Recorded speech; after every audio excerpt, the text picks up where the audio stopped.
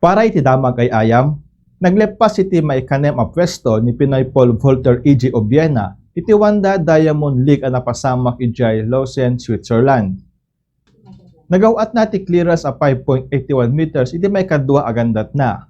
Girandat ni Obiena ang magawat iti 5.91 meters kim na pa iti may katlo adaras.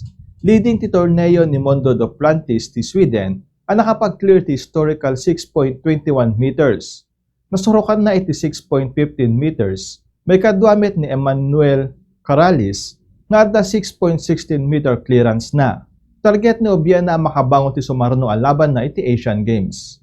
Detan ti damagay ayam para iti Bombo ni Senvios, Shock ni Bombo Jonathan Cabildo, and this is Bombo Radio Philippines, the #1 radio network in the country, your trusted source of news and information. Basta Radio. Bombo!